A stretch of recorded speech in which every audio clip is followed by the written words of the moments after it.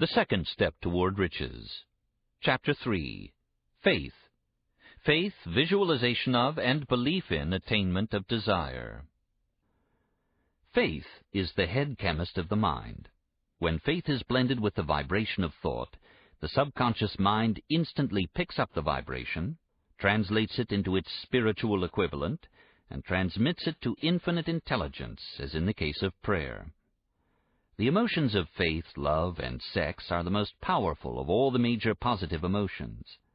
When the three are blended, they have the effect of coloring the vibration of thought in such a way that it instantly reaches the subconscious mind, where it is changed into its spiritual equivalent, the only form that induces a response from infinite intelligence. Love and faith are psychic, related to the spiritual side of man. Sex is purely biological and related only to the physical. The mixing or blending of these three emotions has the effect of opening a direct line of communication between the finite thinking mind of man and infinite intelligence. How to develop faith? There comes now a statement which will give a better understanding of the importance the principle of autosuggestion assumes in the transmutation of desire into its physical or monetary equivalent. Namely, faith is a state of mind which may be induced or created by affirmation or repeated instructions to the subconscious mind through the principle of autosuggestion. As an illustration, consider the purpose for which you are, presumably, reading this book. The object is, naturally, to acquire the ability to transmute the intangible thought impulse of desire into its physical counterpart, money. By following the instructions laid down in the chapters on autosuggestion and the subconscious mind as summarized in the chapter on autosuggestion, you may convince the subconscious mind that you believe you will receive that for which you ask, and it will act upon that belief, which your subconscious mind passes back to you in the form of faith, followed by definite plans for procuring that which you desire. The method by which one develops faith, where it does not already exist, is extremely difficult to describe, almost as difficult, in fact, as it would be to describe the color of red to a blind man who has never seen color, and has nothing with which to compare what you describe to him. Faith is a state of mind which you may develop at will after you have mastered the 13 principles, because it is a state of mind which develops voluntarily through application and use of these principles. Repetition of affirmation of orders to your subconscious mind is the only known method of voluntary development of the emotion of faith. Perhaps the meaning may be made clearer through the following explanation as to the way men sometimes become criminals.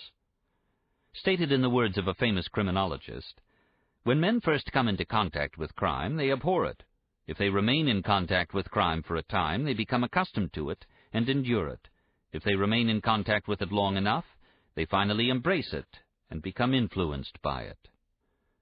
This is the equivalent of saying that any impulse of thought which is repeatedly passed on to the subconscious mind is, finally, accepted and acted upon by the subconscious mind, which proceeds to translate that impulse into its physical equivalent by the most practical procedure available. In connection with this, consider again the statement, all thoughts which have been emotionalized, given feeling, and mixed with faith, begin immediately to translate themselves into their physical equivalent or counterpart. The emotions, or the feeling portion of thoughts, are the factors which give thoughts vitality, life, and action. The emotions of faith, love, and sex, when mixed with any thought impulse, give it greater action than any of these emotions can do singly. Not only thought impulses which have been mixed with faith, but those which have been mixed with any of the positive emotions or any of the negative emotions, may reach and influence the subconscious mind. From this statement you will understand that the subconscious mind will translate into its physical equivalent a thought impulse of a negative or destructive nature, just as readily as it will act upon thought impulses of a positive or constructive nature. This accounts for the strange phenomenon which so many millions of people experience, referred to as misfortune or bad luck.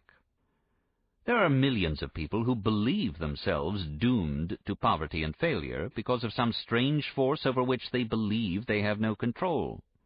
They are the creators of their own misfortunes because of this negative belief which is picked up by the subconscious mind and translated into its physical equivalent.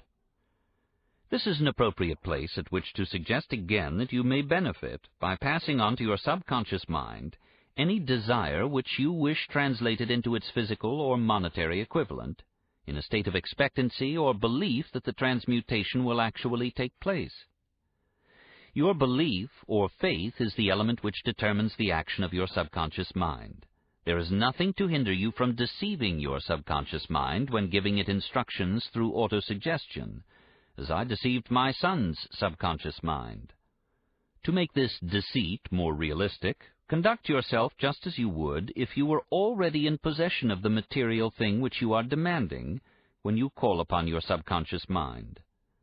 The subconscious mind will transmute into its physical equivalent, by the most direct and practical media available, any order which is given to it in a state of belief or faith that the order will be carried out. Surely enough has been stated to give a starting point from which one may, through experiment and practice, acquire the ability to mix faith with any order given to the subconscious mind. Perfection will come through practice. It cannot come by merely reading instructions. If it be true that one may become a criminal by association with crime, and this is a known fact, it is equally true that one may develop faith by voluntarily suggesting to the subconscious mind that one has faith.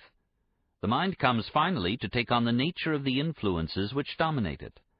Understand this truth, and you will know why it is essential for you to encourage the positive emotions as dominating forces of your mind, and discourage and eliminate negative emotions. A mind dominated by positive emotions becomes a favorable abode for the state of mind known as faith. A mind so dominated may, at will, give the subconscious mind instructions which it will accept and act upon immediately. Faith is a state of mind which may be induced by autosuggestion. All down the ages, the religionists have admonished struggling humanity to have faith in this, that, and the other dogma or creed, but they have failed to tell people how to have faith. They have not stated that faith is a state of mind, and that it may be induced by self-suggestion.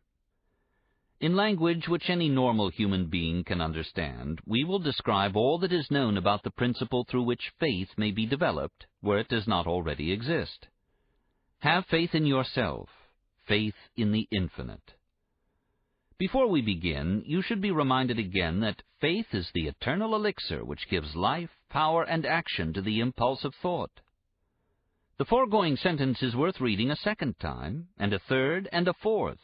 It is worth reading aloud.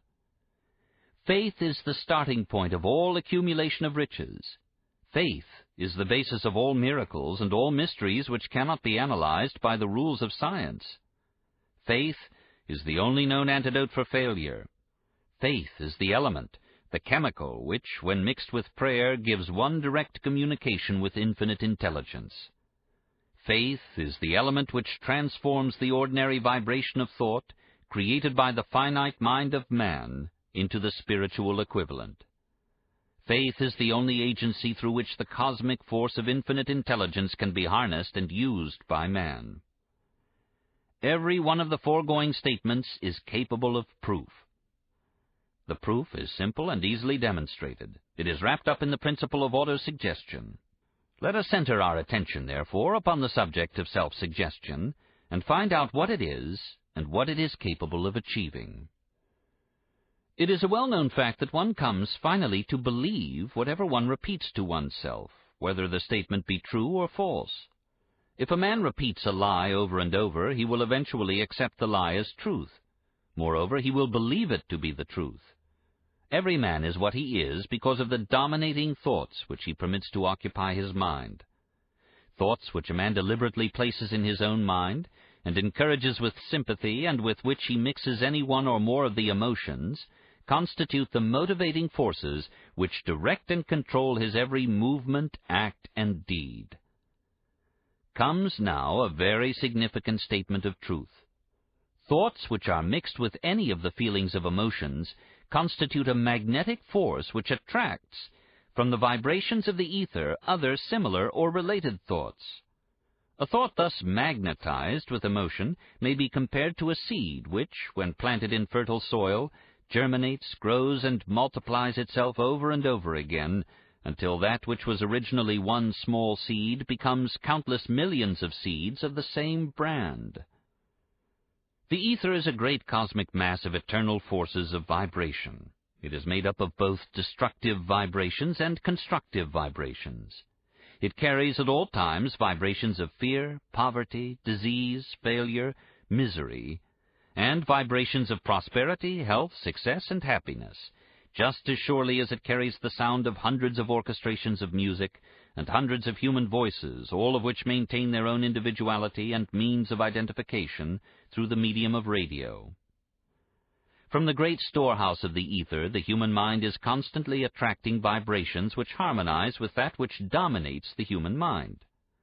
Any thought, idea, plan, or purpose which one holds in one's mind attracts, from the vibrations of the ether, a host of its relatives, adds these relatives to its own force, and grows until it becomes the dominating, motivating master of the individual in whose mind it has been housed. Now, let us go back to the starting point and become informed as to how the original seed of an idea, plan, or purpose may be planted in the mind. The information is easily conveyed. Any idea, plan, or purpose may be placed in the mind through repetition of thought.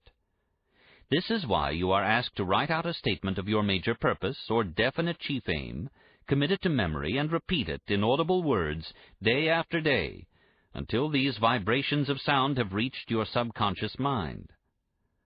We are what we are because of the vibrations of thought which we pick up and register through the stimuli of our daily environment. Resolve to throw off the influences of any unfortunate environment and to build your own life to order. Taking inventory of mental assets and liabilities, you will discover that your greatest weakness is lack of self-confidence. This handicap can be surmounted and timidity translated into courage through the aid of the principle of autosuggestion. The application of this principle may be made through a simple arrangement of positive thought impulses stated in writing, memorized, and repeated until they become a part of the working equipment of the subconscious faculty of your mind. Self-confidence formula.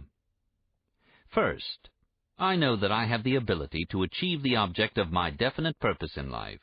Therefore, I demand of myself persistent, continuous action toward its attainment, and I here and now promise to render such action. Second, I realize the dominating thoughts of my mind will eventually reproduce themselves in outward physical action and gradually transform themselves into physical reality. Therefore, I will concentrate my thoughts for 30 minutes daily upon the task of thinking of the person I intend to become, thereby creating in my mind a clear mental picture of that person. Third, I know through the principle of autosuggestion any desire that I persistently hold in my mind will eventually seek expression through some practical means of attaining the object back of it. Therefore, I will devote 10 minutes daily to demanding of myself the development of self-confidence. Fourth, I have clearly written down a description of my definite chief aim in life, and I will never stop trying until I shall have developed sufficient self-confidence for its attainment. Fifth, I fully realize that no wealth or position can long endure unless built upon truth and justice. Therefore, I will engage in no transaction which does not benefit all whom it affects. I will succeed by attracting to myself the forces I wish to use and the cooperation of other people. I will induce others to serve me because of my willingness to serve others. I will eliminate hatred, envy, jealousy, selfishness, and cynicism by developing love for all humanity, because I know that a negative attitude toward others can never bring me success. I will cause others to believe in me because I will believe in them and in myself. I will sign my name to this formula, commit it to memory, and repeat it aloud once a day, with full faith that it will gradually influence my thoughts and actions, so that I will become a self-reliant and successful person. Back of this formula is a law of nature which no man has yet been able to explain. It has baffled the scientists of all ages. The psychologists have named this law autosuggestion and let it go at that. The name by which one calls this law is of little importance. The important fact about it is it works for the glory and success of mankind, if it is used constructively. On the other hand, if used destructively, it will destroy just as readily. In this statement may be found a very significant truth, namely, that those who go down in defeat and end their lives in poverty, misery, and distress do so because of negative application of the principle of autosuggestion. The cause may be found in the fact that all impulses of thought have a tendency to clothe themselves in their physical equivalent. The subconscious mind, the chemical laboratory in which all thought impulses are combined and made ready for translation into physical reality, makes no distinction between constructive and destructive thought impulses. It works with the material we feed it through our thought impulses. The subconscious mind will translate into reality a thought driven by fear, just as readily as it will translate into reality a thought driven by courage or faith. The pages of medical history are rich with illustrations of cases of suggestive suicide. A man may commit suicide through negative suggestion just as effectively as by any other means. In a Midwestern city, a man by the name of Joseph Grant, a bank official, borrowed a large sum of the bank's money without the consent of the directors. He lost the money through gambling. One afternoon, the bank examiner came and began to check the accounts. Grant left the bank, took a room in a local hotel, and when they found him 3 days later, he was lying in bed, wailing and moaning, repeating over and over these words, "My God, this will kill me. I cannot stand the disgrace." In a short time, he was dead. The doctors pronounced the case one of mental suicide. Just as electricity will turn the wheels of industry and render useful service if used constructively, or snuff out life if wrongly used, so will the law of autosuggestion lead you to peace and prosperity, or down into the valley of misery, failure, and death, according to your degree of understanding and application of it. If you fill your mind with fear, doubt, and unbelief in your ability to connect with and use the forces of infinite intelligence, the law of autosuggestion will take this spirit of unbelief and use it as a pattern by which your subconscious mind will translate it into its physical equivalent. This statement is as true as the statement that 2 and 2 are 4. Like the wind which carries one ship east and another west, the law of autosuggestion will lift you up or pull you down according to the way you set your sails of thought. The law of autosuggestion, through which any person may rise to altitudes of achievement which stagger the imagination, is well described in the following verse. If you think you are beaten, you are. If you think you dare not, you don't. If you like to win, but you think you can't, it is almost certain you won't. If you think you'll lose, you're lost. For out of the world we find success begins with a fellow's will. It's all in the state of mind. If you think you are outclassed, you are. You've got to think high to rise. You've got to be sure of yourself before you can ever win a prize. Life's battles don't always go to the stronger or faster man, but soon or late the man who wins is the man who thinks he can. Observe the words which have been emphasized, and you will catch the deep meaning which the poet had in mind. Somewhere in your makeup, perhaps in the cells of your brain, there lies sleeping the seed of achievement which, if aroused and put into action, would carry you to heights such as you may never have hoped to attain. Just as a master musician may cause the most beautiful strains of music to pour forth from the strings of a violin, so may you arouse the genius which lies asleep in your brain and cause it to drive you upward to whatever goal you may wish to achieve. Abraham Lincoln was a failure at everything he tried until he was well past the age of 40. He was a Mr. Nobody from nowhere until a great experience came into his life, aroused the sleeping genius within his heart and brain, and gave the world one of its really great men. That experience was mixed with the emotions of sorrow and love. It came to him through Anne Rutledge, the only woman whom he ever truly loved. It is a known fact that the emotion of love is closely akin to the state of mind known as faith, and this for the reason that love comes very near to translating one's thought impulses into their spiritual equivalent. During his work of research, The author discovered, from the analysis of the life work and achievements of hundreds of men of outstanding accomplishment, that there was the influence of a woman's love back of nearly every one of them. The emotion of love in the human heart and brain creates a favorable field of magnetic attraction, which causes an influx of the higher and finer vibrations which are afloat in the ether. If you wish evidence of the power of faith, study the achievements of men and women who have employed it. At the head of the list comes the Nazarene. Christianity is the greatest single force which influences the minds of men. The basis of Christianity is faith, no matter how many people may have perverted or misinterpreted the meaning of this great force, and no matter how many dogmas and creeds have been created in its name which do not reflect its tenets. The sum and substance of the teachings and the achievements of Christ, which may have been interpreted as miracles, were nothing more nor less than faith. If there are any such phenomena as miracles, they are produced only through the state of mind known as faith. Some teachers of religion, and many who call themselves Christians, neither understand nor practice faith. Let us consider the power of faith, as it is now being demonstrated by a man who is well known to all of civilization, Mahatma Gandhi of India. In this man the world has one of the most astounding examples known to civilization of the possibilities of faith.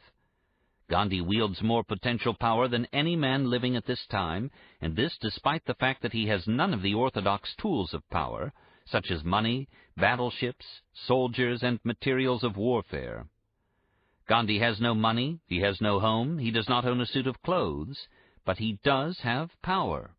How does he come by that power? He created it out of his understanding of the principle of faith, and through his ability to transplant that faith into the minds of 200 million people. Gandhi has accomplished, through the influence of faith, that which the strongest military power on earth could not and never will accomplish through soldiers and military equipment. He has accomplished the astounding feat of influencing 200 million minds to coalesce and move in unison as a single mind. What other force on earth except faith could do as much? There will come a day when employees as well as employers will discover the possibilities of faith. That day is dawning. The whole world has had ample opportunity during the recent business depression to witness what the lack of faith will do to business. Surely civilization has produced a sufficient number of intelligent human beings to make use of this great lesson which the depression has taught the world. During this depression, the world had evidence in abundance that widespread fear will paralyze the wheels of industry and business. Out of this experience will arise leaders in business and industry who will profit by the example which Gandhi has set for the world, and they will apply to business the same tactics which he has used in building the greatest following known in the history of the world. These leaders will come from the rank and file of the unknown men who now labor in the steel plants, the coal mines, the automobile factories, and in the small towns and cities of America. Business is due for a reform, make no mistake about this. The methods of the past, based upon economic combinations of force and fear, will be supplanted by the better principles of faith and cooperation. Men who labor will receive more than daily wages. They will receive dividends from the business, the same as those who supply the capital for business. But first they must give more to their employers, and stop this bickering and bargaining by force at the expense of the public.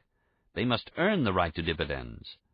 Moreover, and this is the most important thing of all, they will be led by leaders who will understand and apply the principles employed by Mahatma Gandhi. Only in this way may leaders get from their followers the spirit of full cooperation which constitutes power in its highest and most enduring form.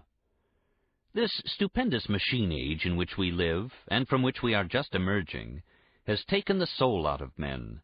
Its leaders have driven men as though they were pieces of cold machinery. They were forced to do so by the employees who have bargained, at the expense of all concerned, to get and not to give. The watchword of the future will be human happiness and contentment, and when this state of mind shall have been attained, the production will take care of itself, more effectively than anything that has ever been accomplished where men did not and could not mix faith and individual interest with their labor. Because of the need for faith and cooperation in operating business and industry, it will be both interesting and profitable to analyze an event which provides an excellent understanding of the method by which industrialists and businessmen accumulate great fortunes by giving before they try to get. The event chosen for this illustration dates back to 1900, when the United States Steel Corporation was being formed. As you listen to the story, keep in mind these fundamental facts, and you will understand how ideas have been converted into huge fortunes. First, the huge United States Steel Corporation was born in the mind of Charles M. Schwab in the form of an idea he created through his imagination. Second, he mixed faith with his idea. Third, he formulated a plan for the transformation of his idea into physical and financial reality. Fourth, he put his plan into action with his famous speech at the University Club. Fifth, he applied and followed through on his plan with persistence, and backed it with firm decision until it had been fully carried out. Sixth, he prepared the way for success by a burning desire for success. If you are one of those who have often wondered how great fortunes are accumulated, this story of the creation of the United States Steel Corporation will be enlightening. If you have any doubt that men can think and grow rich, this story should dispel that doubt, because you can plainly see in the story of the United States Steel the application of a major portion of the 13 principles described in this book. This astounding description of the power of an idea was dramatically told by John Lowell in the New York World Telegram, with whose courtesy it is here reprinted. A pretty after-dinner speech for $1 billion. When, on the evening of December 12, 1900, some 80 of the nation's financial nobility gathered in the banquet hall of the University Club on Fifth Avenue to do honor to a young man from out of the West, not half a dozen of the guests realized they were to witness the most significant episode in American industrial history. J. Edward Simmons and Charles Stewart Smith, their hearts full of gratitude for the lavish hospitality bestowed on them by Charles M. Schwab during a recent visit to Pittsburgh, had arranged the dinner to introduce the 38-year-old steelman to Eastern banking society. But they didn't expect him to stampede the convention. They warned him, in fact, that the bosoms within New York's stuffed shirts would not be responsive to oratory, and that if he didn't want to bore the Stillmans and Harrimans and Vanderbilts, he had better limit himself to 15 or 20 minutes of polite vaporings and let it go at that. Even John Pierpont Morgan, sitting on the right hand of Schwab as became his imperial dignity, intended to grace the banquet table with his presence only briefly. And so far as the press and public were concerned, the whole affair was of so little moment that no mention of it found its way into print the next day. So the two hosts and their distinguished guests ate their way through the usual 7 or 8 courses. There was little conversation, and what there was of it was restrained. Few of the bankers and brokers had met Schwab, whose career had flowered along the banks of the Monongahela, and none knew him well. But before the evening was over, they, and with them Money Master Morgan, were to be swept off their feet, and $1 billion baby, the United States Steel Corporation, was to be conceived. It is perhaps unfortunate, for the sake of history, that no record of Charlie Schwab's speech at the dinner ever was made. He repeated some parts of it at a later date during a similar meeting of Chicago bankers, and still later, when the government brought suit to dissolve the Steel Trust, he gave his own version from the witness stand of the remarks that stimulated Morgan into a frenzy of financial activity. It is probable, however, that it was a homely speech, somewhat ungrammatical, for the niceties of language never bothered Schwab, full of epigram and threaded with wit. But aside from that, it had a galvanic force and effect upon the 5 billions of estimated capital that was represented by the diners. After it was over and the gathering was still under its spell, although Schwab had talked for 90 minutes, Morgan led the orator to a recessed window where, dangling their legs from the high, uncomfortable seat, they talked for an hour more. The magic of the Schwab personality had been turned on, full force. But what was more important and lasting was the full-fledged, clear-cut program he laid down for the aggrandizement of steel. Many other men had tried to interest Morgan in slapping together a steel trust after the pattern of the biscuit, wire and hoop, sugar, rubber, whiskey, oil, or chewing gum combinations. John W. Gates, the gambler, had urged it, but Morgan distrusted him.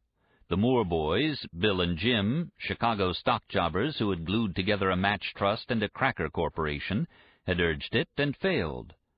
Elbert H. Gary, the sanctimonious country lawyer, wanted to foster it, but he wasn't big enough to be impressive.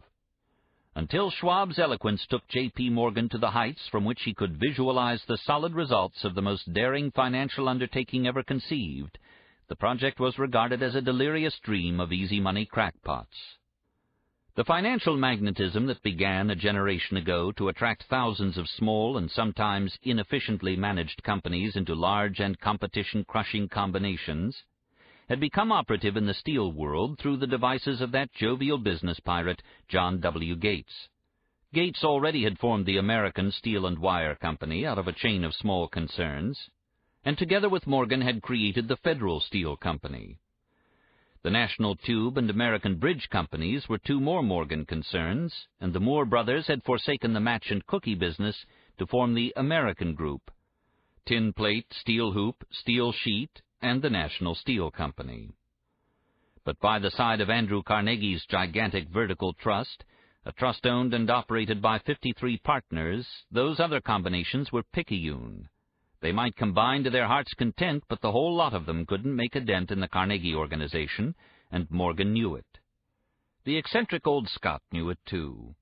From the magnificent heights of Skibo Castle he had viewed, first with amusement and then with resentment, the attempts of Morgan's smaller companies to cut into his business. When the attempts became too bold, Carnegie's temper was translated into anger and retaliation. He decided to duplicate every mill owned by his rivals. Hitherto he hadn't been interested in wire, pipe, hoops, or sheet. Instead, he was content to sell such companies the raw steel and let them work it into whatever shape they wanted. Now, with Schwab as his chief and able lieutenant, he planned to drive his enemies to the wall. So it was that in the speech of Charles M. Schwab, Morgan saw the answer to his problem of combination. A trust without Carnegie, giant of them all, would be no trust at all. A plum pudding, as one writer said, without the plums. Schwab's speech on the night of December 12, 1900, undoubtedly carried the inference, though not the pledge, that the vast Carnegie enterprise could be brought under the Morgan tent. He talked of the world future for steel, of reorganization for efficiency, of specialization, of the scrapping of unsuccessful mills and concentration of effort on the flourishing properties, of economies in the ore traffic, of economies in overhead and administrative departments, of capturing foreign markets. More than that, he told the buccaneers among them wherein lay the errors of their customary piracy. Their purposes, he inferred, had been to create monopolies, raise prices, and pay themselves fat dividends out of privilege. Schwab condemned the system in his heartiest manner. The short-sightedness of such a policy, he told his hearers, lay in the fact that it restricted the market in an era when everything cried for expansion. By cheapening the cost of steel, he argued, an ever-expanding market would be created. More uses for steel would be devised, and a goodly portion of the world trade could be captured. Actually, though he did not know it, Schwab was an apostle of modern mass production. So the dinner at the University Club came to an end. Morgan went home to think about Schwab's rosy predictions. Schwab went back to Pittsburgh to run the steel business for We Andra Carnegie, while Gary and the rest went back to their stock tickers to fiddle around in anticipation of the next move. It was not long coming. It took Morgan about 1 week to digest the feast of reason Schwab had placed before him. When he had assured himself that no financial indigestion was to result, he sent for Schwab and found that young man rather coy.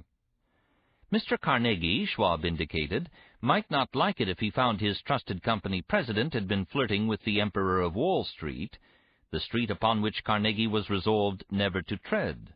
Then it was suggested by John W. Gates, the go-between, that if Schwab happened to be in the Bellevue Hotel in Philadelphia, J.P. Morgan might also happen to be there.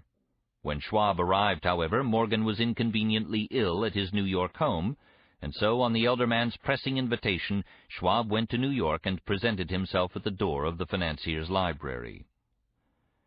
Now, certain economic historians have professed the belief that from the beginning to the end of the drama, the stage was set by Andrew Carnegie, that the dinner to Schwab, the famous speech, the Sunday night conference between Schwab and the Money King, were events arranged by the canny Scot.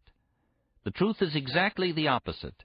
When Schwab was called in to consummate the deal, he didn't even know whether the little boss, as Andrew was called, would so much as listen to an offer to sell, particularly to a group of men whom Andrew regarded as being endowed with something less than holiness. But Schwab did take into the conference with him, in his own handwriting, 6 sheets of copperplate figures, representing to his mind the physical worth and the potential earning capacity of every steel company he regarded as an essential star in the new metal firmament. 4 men pondered over these figures all night. The chief, of course, was Morgan, steadfast in his belief in the divine right of money. With him was his aristocratic partner, Robert Bacon, a scholar and a gentleman. The third was John W. Gates, whom Morgan scorned as a gambler and used as a tool. The fourth was Schwab, who knew more about the processes of making and selling steel than any whole group of men then living. Throughout that conference, the Pittsburghers' figures were never questioned. If he said a company was worth so much, then it was worth that much and no more. He was insistent, too, upon including in the combination only those concerns he nominated. He had conceived a corporation in which there would be no duplication, not even to satisfy the greed of friends who wanted to unload their companies upon the broad Morgan shoulders. Thus he left out, by design, a number of the larger concerns upon which the walruses and carpenters of Wall Street had cast hungry eyes. When dawn came, Morgan rose and straightened his back. Only one question remained. "Do you think you can persuade Andrew Carnegie to sell?" he asked. "I can try," said Schwab. "If you can get him to sell, I will undertake the matter," said Morgan. So far so good. But would Carnegie sell? How much would he demand? Schwab thought about $320 million. What would he take payment in? Common or preferred stocks? Bonds? Cash? Nobody could raise 1/3 of $1 billion in cash. There was a golf game in January on the frost-cracking heath of the St. Andrew's Links in Westchester, with Andrew bundled up in sweaters against the cold, and Charlie talking volubly as usual to keep his spirits up. But no word of business was mentioned until the pair sat down in the cozy warmth of the Carnegie cottage hard by. Then, with the same persuasiveness that had hypnotized 80 millionaires at the University Club, Schwab poured out the glittering promises of retirement in comfort, of untold millions to satisfy the old man's social caprices. Carnegie capitulated, wrote a figure on a slip of paper, handed it to Schwab, and said, "All right, that's what we'll sell for." The figure was approximately $400 million. And was reached by taking the $320 million mentioned by Schwab as a basic figure, and adding to it $80 million to represent the increased capital value over the previous 2 years. Later, on the deck of a transatlantic liner, the Scotsman said ruefully to Morgan, "I wish I had asked you for $100 million more." "If you had asked for it, you'd have gotten it," Morgan told him cheerfully. There was an uproar, of course. A British correspondent cabled that the foreign steel world was appalled by the gigantic combination. President Hadley of Yale declared that unless trusts were regulated, the country might expect an emperor in Washington within the next 25 years. But that able stock manipulator, Keene, went at his work of shoving the new stock at the public so vigorously that all the excess water, estimated by some at nearly $600 million, was absorbed in a twinkling. So Carnegie had his millions, and the Morgan Syndicate had $62 million for all its trouble, and all the boys, from Gates to Gary, had their millions. The 38-year-old Schwab had his reward. He was made president of the new corporation and remained in control until 1930. The dramatic story of big business, which you have just finished, was included in this book because it is a perfect illustration of the method by which desire can be transmuted into its physical equivalent. I imagine some readers will question the statement that a mere intangible desire can be converted into its physical equivalent. Doubtless some will say, you cannot convert nothing into something.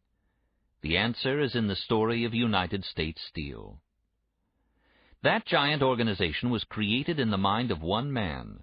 The plan by which the organization was provided with the steel mills that gave it financial stability was created in the mind of the same man.